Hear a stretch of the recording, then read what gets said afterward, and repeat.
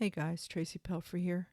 This is going to be a bunch of attachments that were publicly filed for Cherie SAMINTO in her divorce case and protective order against Stephen SAMINTO, the son of the SAMINTOs who have been around forever in NTCC, as if that means anything. Let's start reading this stuff.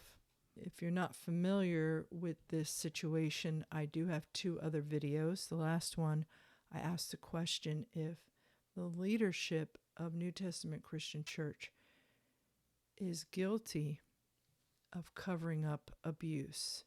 And I'm specifically talking about this situation, but it counts for all situations that have been similar to this. Let's go ahead, and I want to start reading these. I want to say ahead of time that some of these texts have dates and some of them don't. It doesn't really matter. You're going to get the flavor of what's going on just by the different texts. This first text is from one of Cherie's children to Kinson. Hi, sir. My mom said I can talk to you whenever I have a concern, and I have a big one right now. Stephen has been very mean to my mom for a while now. He watches videos about husbands sending their wives to see Jesus. I never heard of this. I don't know what that is. But clearly, this child goes on to say, and other videos about men murdering their wives. He is always... I don't know. To me, that's a huge situation, that on its own. But that's my personal opinion. He's always angry. He is always angry towards my mom, and she never speaks back to him and just cries. Even then, he still attacks her. When my mom and her friends went out with him, all he did was humiliate her in front of everyone, even saying that when he married her, he never loved her but was just fond of her. He gets angry over the slightest things as well, like when my mom's charger broke and she used his, and he flipped out on her, raising his voice for touching stuff that's his. He never even wants to get out of his phone when he is home and mom is away. So me and a sibling have to play the parents and do all of the work and take care of the kids and cook while he is just in his room. On Valentine's Day, we all planned to go out, but he suddenly said, after everyone got ready, that he didn't feel like going anymore. So my mom was trying to persuade him to go and spend time with us. He got mad and started yelling. He even said, and I quote, "I expect obedience from you guys. You say anything, as I am the head of the house." This seems like an abuse of power to me. He even says things like, women deserve to get hit if they talk back. My mom only ever speaks up to him when he's watching demonic videos. I don't know what that means. And listening to cursing. And even then it ends in him yelling with her and him crying. Stephen has even said once that he isn't going to listen to whatever you, talking to Kinson, and Pastor Keckle say or preach about, when my mom said that his actions are exactly what you guys preach against. Even getting upset with me, my mom, and another sibling, when they stick up for you both, meaning Kinson and Keckle. He's even said that when mom graduates, which makes me think this text had to be before like May or let's say June or July of 2023. But that's just an educated guess. He's going to take us all and leave far away from here, to which my mom refused, as they haven't been called to go anywhere yet. I can't imagine he had his license. My goodness. And he said that if she doesn't want to go, he's going to take all the money and leave her stranded. He even gets angry when mom tries to sleep in the same bed with him, saying, "What are you doing in here?" So my mom doesn't even try anymore. My mom's health is not good for this kind of stress as her heart rate goes up and she starts uncontrollably shaking and gets sick. But he doesn't care and still yells at her, watching her struggle. My mom's trying to teach me what being a Christian is, but he's the very opposite of a Christian man in my eyes. It's hard moving from a house where my dad and stepmom were fighting every day to another home where my mom gets bullied by her husband every day. The only time we can have peace is when he is gone, and that isn't right. So she has 5 children. 2 are not Stephen's. 3 of them are. Kinson said back to Cherie's daughter, "Thank you for sending me this. I'll be in prayer about what to do or what to say. God will lead. We'll definitely talk more and I'll be a help as much as I possibly can." She said, "He's even said that my mom is too holy and that she will die and go to hell." And he said, "It is so sad when the home is not a place of peace." He's lashing out, but encourage her and you let her encourage you too. God is able to help, though. I have seen Steve as a good guy before. I do not know what pressure he's under right now. My hope is that Phil is not trying to say here that because of some pressure, he's lashing out and misbehaving, because this has been going on since his first wife, where he's been abusive. Now there are children involved. I do not know what pressure he's under right now, but I know he can do better than this. I'm so sorry you're going through this right now. She says, "My mom does encourage me as she always takes me to the word and tells me which way we should and shouldn't be like. Thank you for your encouragement as well." He says, "But Jesus loves you and you did the right thing by bringing this to me. I'll pray and God will help. Stay encouraged and strong in the Lord." And she said, "Thank you. My mom's testimony helps to encourage me as there is truth in God's word. I've known Stephen since I was 5 years old, and he used to be so kind to my mom, but this man is unrecognizable to me now." He said, "Let's pray he can get back to that nice guy. That's the man I used to know. God is able." Then we pick up here at some point where Cherie is texting Kekel. And she says, "Sir, when God is on your side, it makes the entire difference. Just received a job working from home and doing basic marketing type work. He always makes a way, and it will cover rent. My God is faithful. I just need to be still." And Kekel says to her, "Thank Cherie, but I don't need that." I don't know. He must be referring to something previous to that. "I'm not sure why you're doing all this. Seems like you guys could work things out." Now, you're going to hear a lot of stuff. I don't know.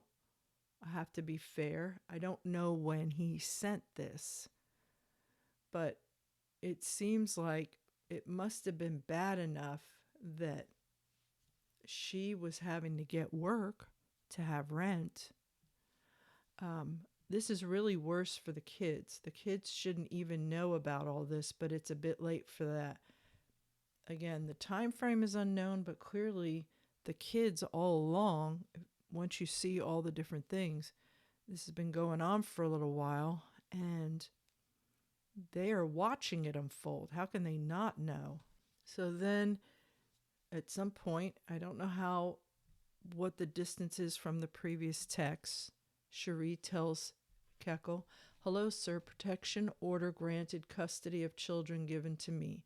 She said they will not change that status, waiting to talk to sheriff about service, and waiting talk to the victim's advocate. After reading everything, she said she's very concerned about our safety, and it's one of the most horrific cases she's had to grant protection for in a long time. They're serving him now. He says to her, I believe this is last December 21st. "Hi, C for Cherie. I found this at about 1 a.m. So anyway, where are we on this? I don't think law would be in his favor. You probably don't have to move out. He would. There's no way he would not know where you are." Okay. this seems now to be a few days before the 21st.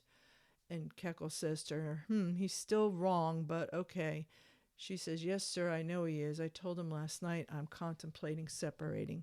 I just want to be civil. I'm concerned for his soul, the road he's going down. Wish I could shake him out of it. This is December 17th of last year. Good almost afternoon, sir. I just wanted to say one more thing. I will not file without first checking in with you and not before the rent situation is resolved. I don't get that. I also will not discuss any of it with him. Right now, he doesn't believe he's wrong or in any trouble. He told me I'm stuck, so just pray through. From what I've learned of his behavior, he will want to do what is needed to act his part. If he realizes that he is told on, he will probably likely do something. Then she writes to Kekel at a different time and says, this is the protection order. And I can see above that there was a copy. I can let you have a copy if you like. I was also going to print you all the proof I have in regards to the adultery so you have records of that. I know the last name my husband holds, and if any questions arise, I want to be able to have that for you. The last name, SAMINTO. What does that mean? What, because his parents were in this group a long time? What does that make them? Prince and princess? And their son? I mean, what are they, royalty? But it shows you the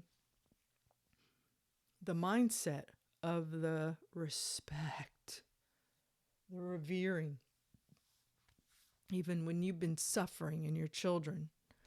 So then Kekel says to her, okay, nothing needed for now. Do mom and dad know? Meaning his parents. She says, okay, sir. No, sir. They are still gone.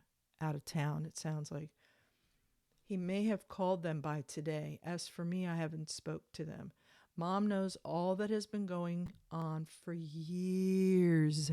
Yeah, she has. Since the first marriage, she knows. Davis knew. The SAMINTOs knew. Who knew it and when?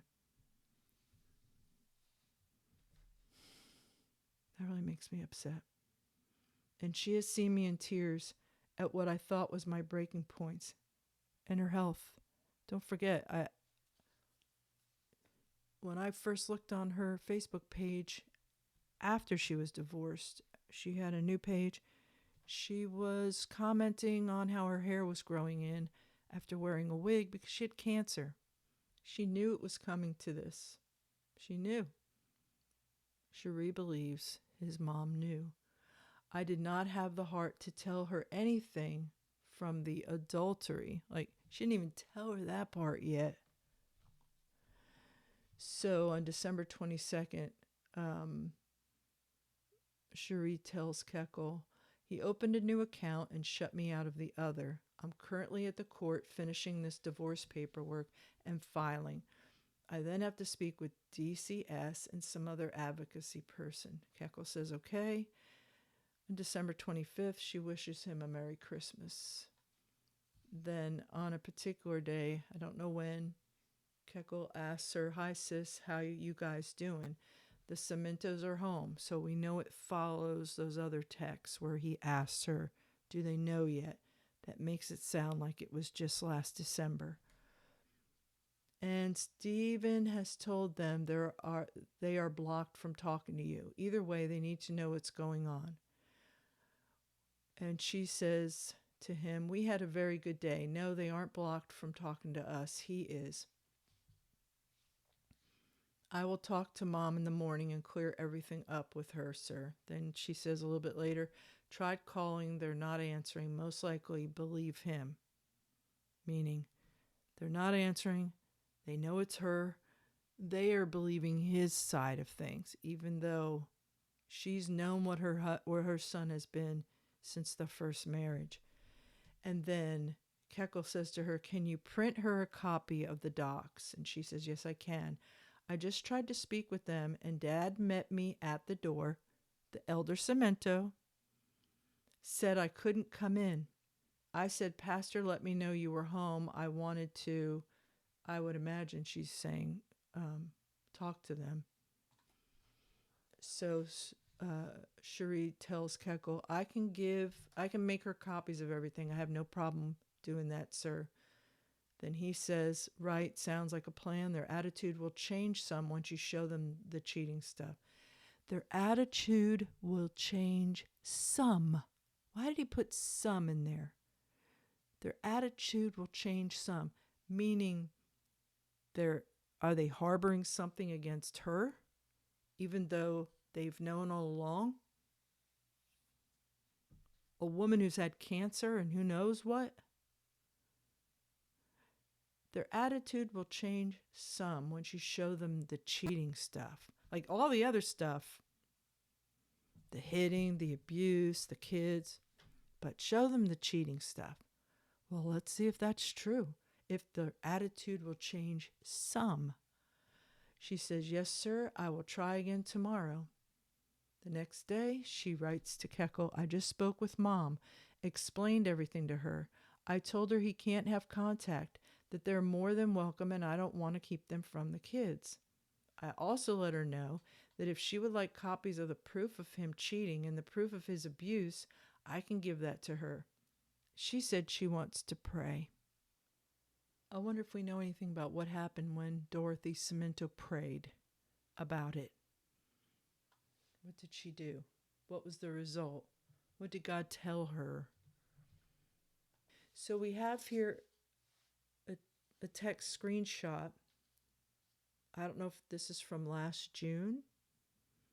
And the text says, Mom, Dad is making fun of the one little son. Crying emoji, I don't know why. And then it says, don't say nothing. And there's lots of shh emoji.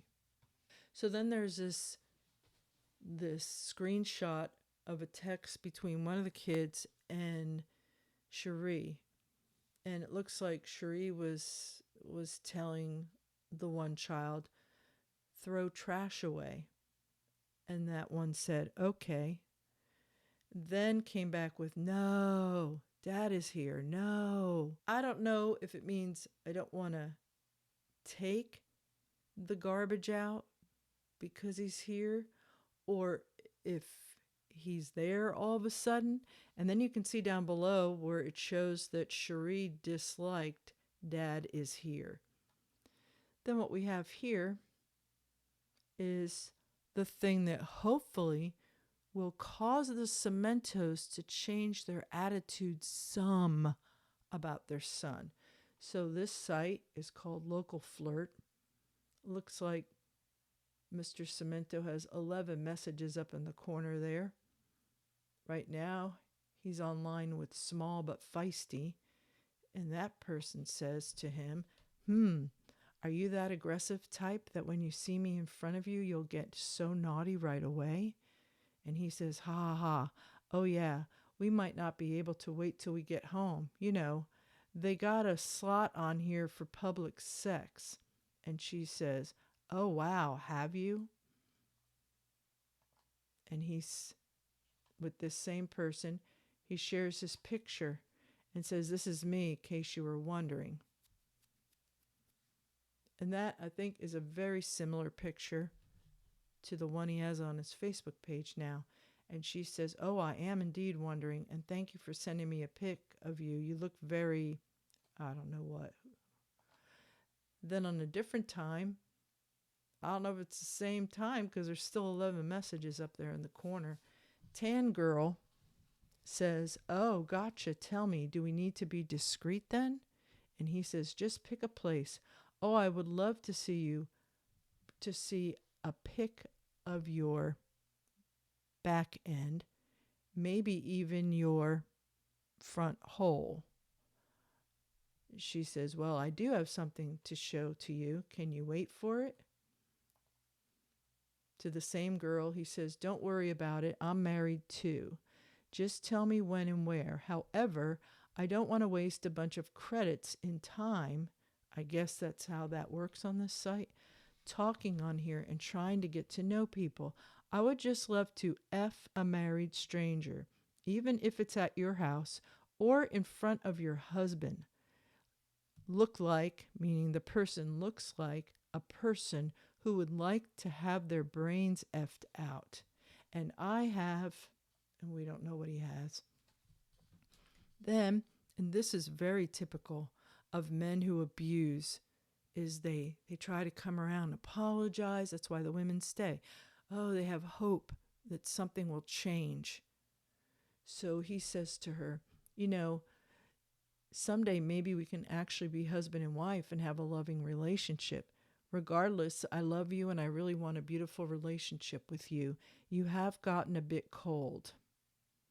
I wonder why. But I still love you anyway. He loves her anyway. I really hope you have a beautiful evening. She says, I will never understand how you can find everything and everyone else to blame instead of taking accountability for the roles you play in people's lives, the hurt. It's like you have blinders on, never realizing the damage caused or even acknowledging the fact that how you treat others affects them. So she says, I'm very sorry. And I don't know what there's probably a disconnect here of the conversation. She says, I'm very sorry. I'm a bit emotional today. Had a remembrance of you putting your mouth on another woman, and it set my entire morning up. I just really need you to pray for me. She needs the adulterer to pray for her, the abuser to pray for her. This is an abusive relationship. Like it's showing all of the signs. Not just, this woman is not just in her home, but then in the broader scope, in the church. You're going to apologize for everything and you did nothing wrong. Or what, we all play a part, all right? Let's say we all maybe overreact or something happens, but in an abusive relationship and somebody's cheating, what do you have to apologize for? It can be maybe too spiritual for your own good. I don't know. I don't know where her head was. I'm very okay, so I just really need you to pray for me as I pray for the able spirit of forgiveness for myself. I'm hurt more by what you told me than I initially thought. Of course. How can you even look at that person the same again? Bye-bye. There's the door. There is the door. Don't let it hit you where the good Lord split you. Or maybe it just should. Please allow me time to deal with it and be able to forgive. He says, wow, I'm so sorry. I never thought it would do that to you. Okay, this is a person. What kind of person is this, people? Seriously. What kind of person? And what kind of person defends this kind of person? I really thought everything was good. That's why I wasn't trying to hide anything from you. Oh, he's so honorable. So honorable. And she says, it really messed me up. I apologize. I don't see where she owes an apology. Of course, I have limited information, don't I? She doesn't owe him an apology. He says, I love you with all my heart. You really do mean everything to me. You got a funny way of showing it, man. She says, I love you too. I just want you to be the best you can be, without other women, without porn, without anything else, but with God. Your family loves you. We can make this work. It'll take time, but we can do this with him, with God. He gives her the Fonzie thumbs up. Hey, for sure. She says, I forgive you. Now let's do this the right way. Oh, Cherie. Okay. We go on here. And read some things that were in the filings.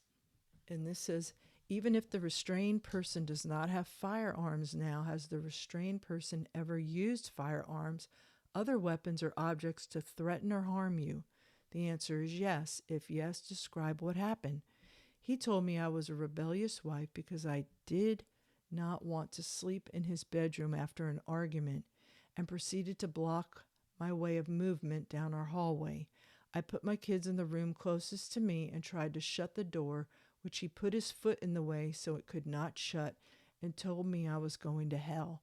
When I asked him to move and tried to shut the door, he said he could grab a weapon and kill me and no one would know.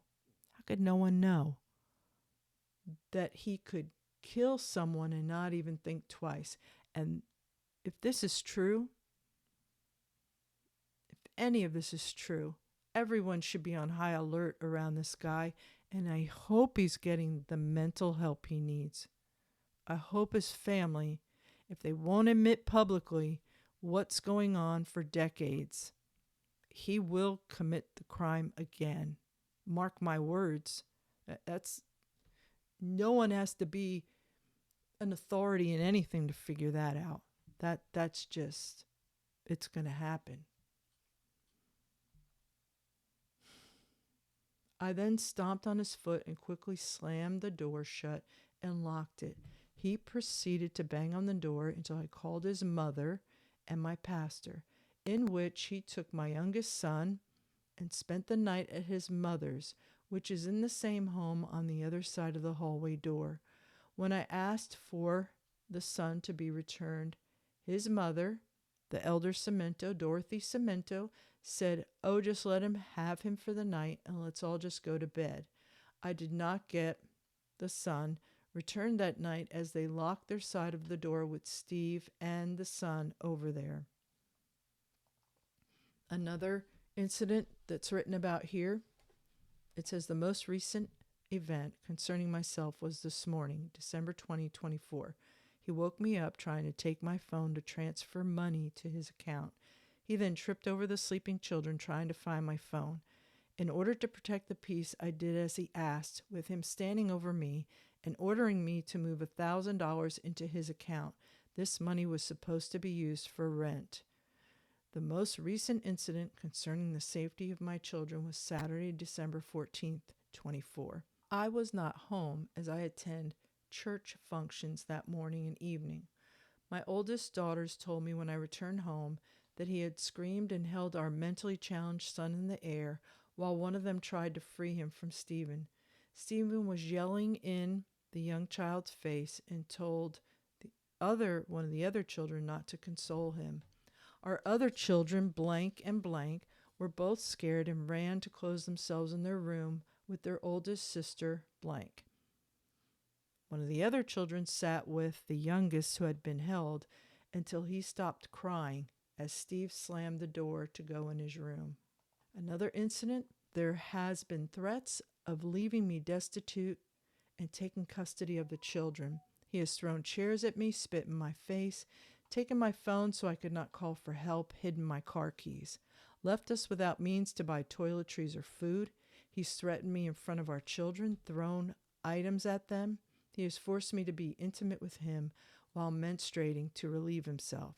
He has forced me to be in the room while he watched porn and used me as means to relieve himself.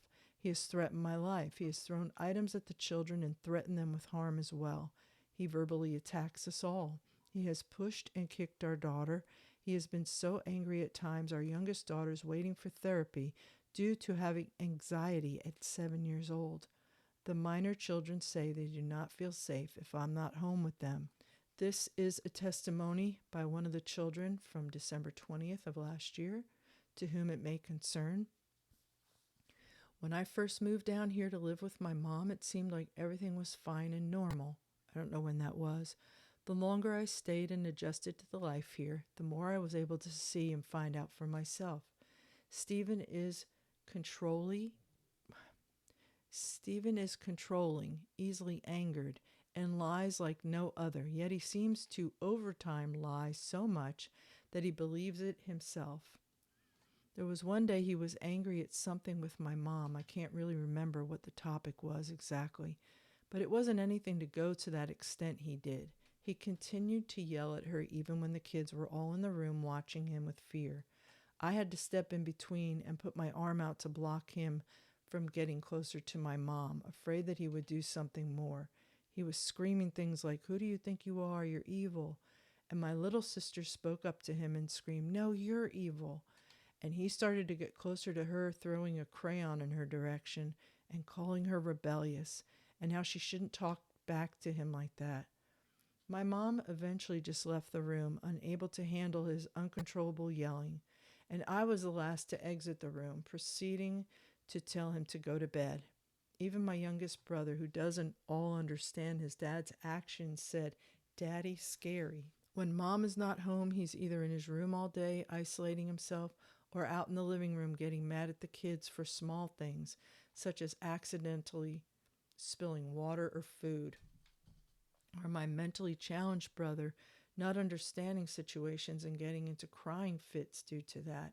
He shows no patience or love, just anger, and thinking that hitting him is going to somehow make him understand, that yelling at him is going to help something. One of the other children wrote this on December 20th of last year. To whom it may concern, he has kicked me out of anger. He has thrown a crayon at me out of anger. He told mom to die and go to hell when he was angry. He yells at my brother for no reason, but tries to play everything off when we're in front of people to seem like he's a good, I think it meant to say a good dad. There's a picture here of the little one and the bruise on his arm. Okay, so this is from April 7th. I don't know if it's last year maybe, but this is to Kinson from one of the children. And they say, "Hi, Pastor. I just wanted to tell you something that happened literally 2 minutes ago.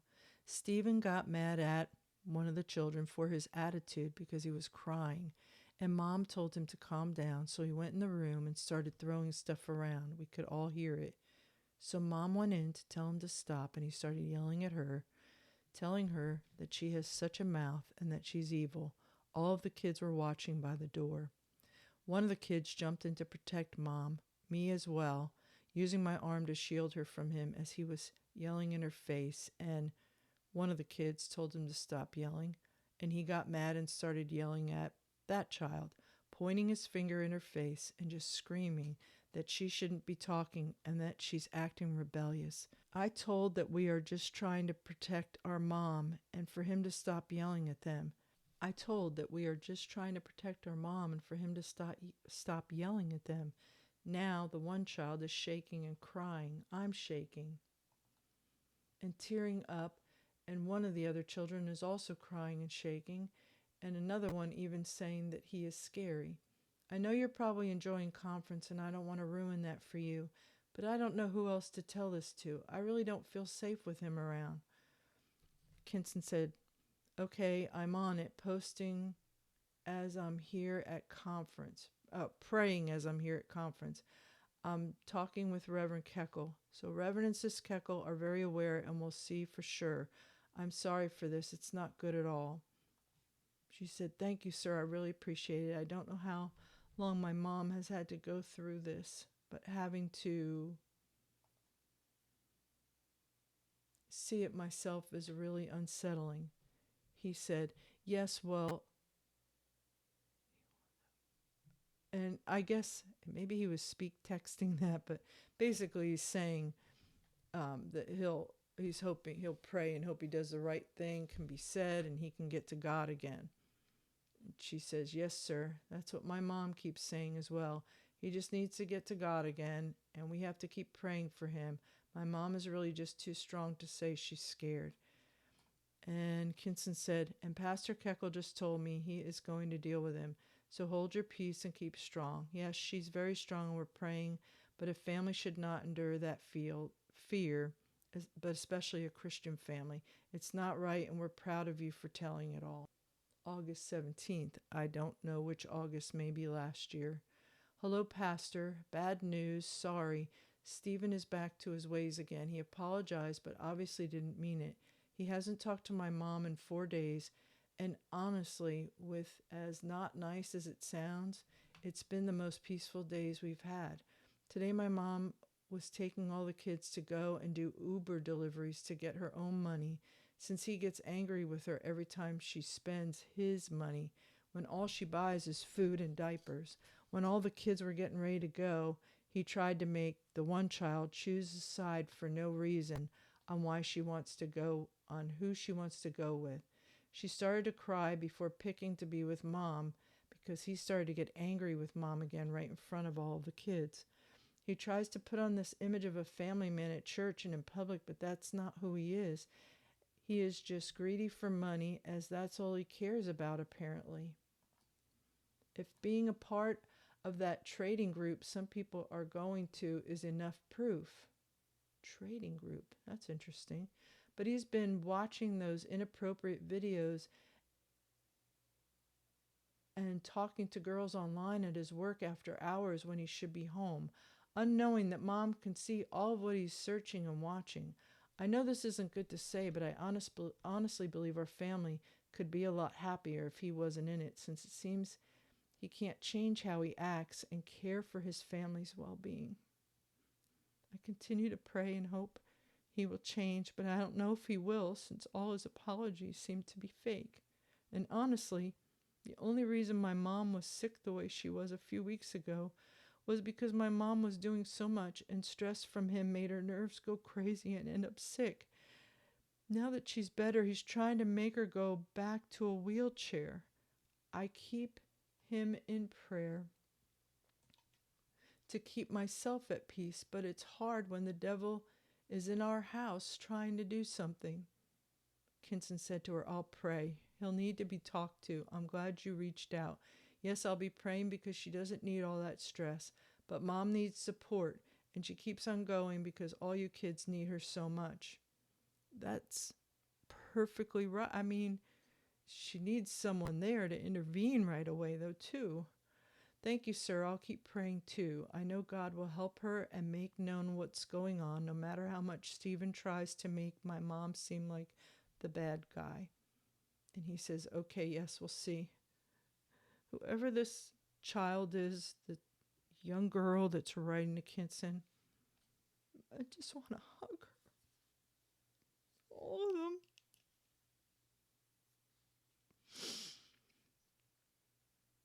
She says to him, Pastor, please keep us in your prayers. This morning my mom was in the car to practice her song, and she told the kids to not ride their bikes in church clothes. And I don't know what got Stephen so mad, but he started punching mom's car and the window where she was sitting, and took the kids to walk to church when it's not even time.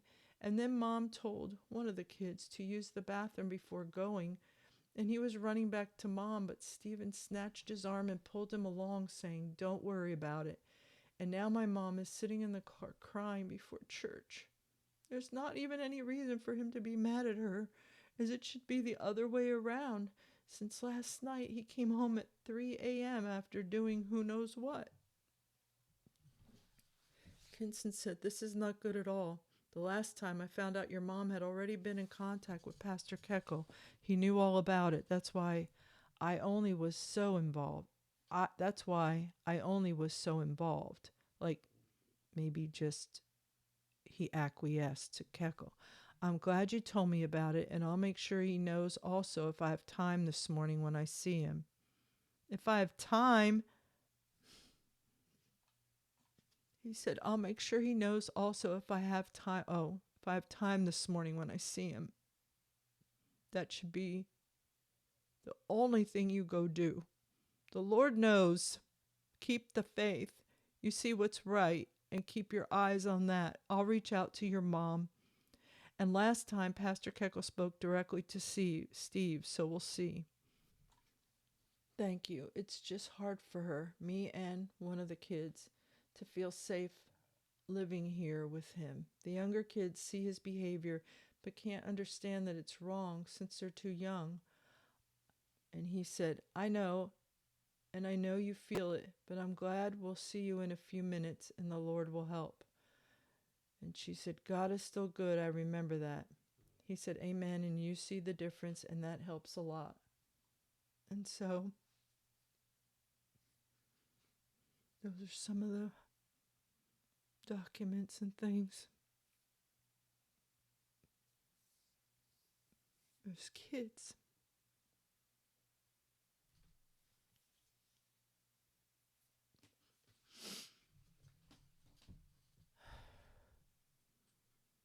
Why is he walking around? I know we get upset about the justice system. Sometimes there isn't justice. Who will intervene here?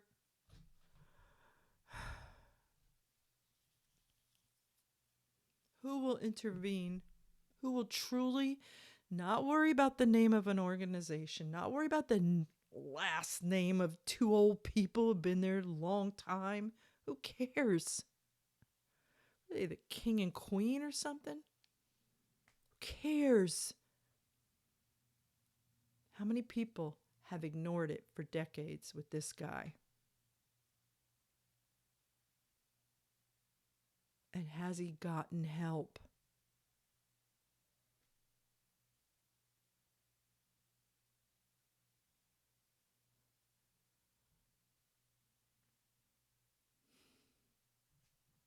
I don't even know what else to say. I'm just sharing this with you.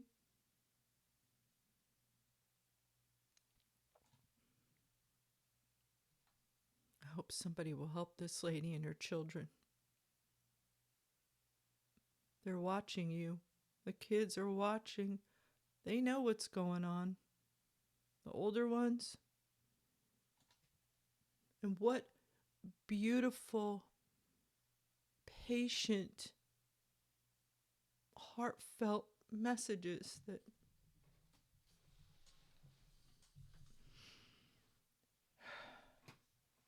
no children should have to go through that. No woman should have to go through that. No one. It's just a glimpse into this. We don't know the full story, but it has blossomed to be. There's a history with this guy. There's a history. And man, if you're in that church and you see that guy talking to anybody, if you see him in the church, run and ask your pastor what he's doing there. Because if he's there and she's not because of the restraining order, something is so wrong. How is that right? How is that right? You tell me. I don't think you can. Good night.